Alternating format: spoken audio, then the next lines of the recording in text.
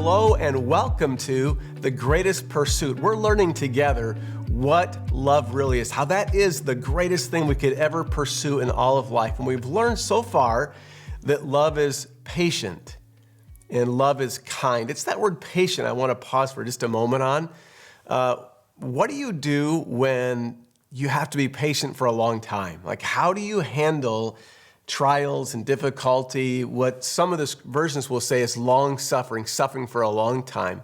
I read a word the other day that really encouraged me. I want to share it with you. We can talk about this in our group tonight. Psalms 121:1 says, "My help comes from the Lord who made heaven and earth." When I think about having to be patient, being patient is not one of my strong points. But one of the things that helps me when I'm forced into a situation where I have to be patient, is to remember that my help comes. Stop right there. Watch this. Help is coming. My help comes. This means that help is coming, and help isn't just standing at a distance watching you wait and go through the trial and difficulty, but your help is in motion. It's moving, and He is moving toward you. It's so good to remember when you have to be patient that help is coming. Help is on the way. There's help moving toward you even right now. And it's not just any kind of help.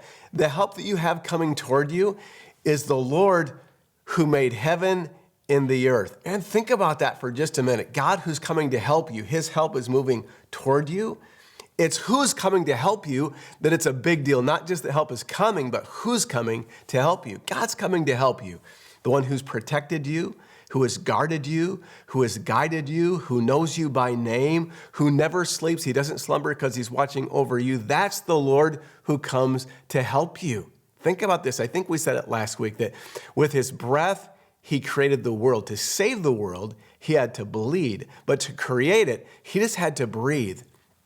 And that Lord, who with His breath speaks something that was not into existence, is coming to help you. And I believe this, friend, even right now, God is speaking over your past. He's speaking a word into your present, and He's speaking a word into your future. Be encouraged today, as you're being patient, that God is coming to help you. What is love?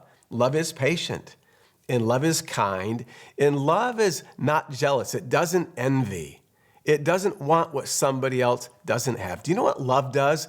Love doesn't deal in the world of being competitive. We're not getting all cranked because somebody else got that promotion or they got this good thing. We're not wanting what somebody else has.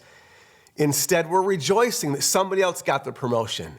Like somebody else got the blessing that maybe your heart longs for, but they got it. So love says, congratulations, good for you. How do you combat envying, wanting what somebody else has? The only way I know to do that is by giving. Instead of trying to get and wanting, the way you can combat that is simply be generous. How can you become a more generous person? Where does generosity even start in the life of a Christian? And what do you think Paul means when he says something like this? He said, I want you to excel in the grace of giving. And how is it that giving can help you and I become a more loving person, not a person that's jealous or envious about what somebody else has? I'd love you to talk about that as together we grow in this greatest adventure, this great pursuit of love.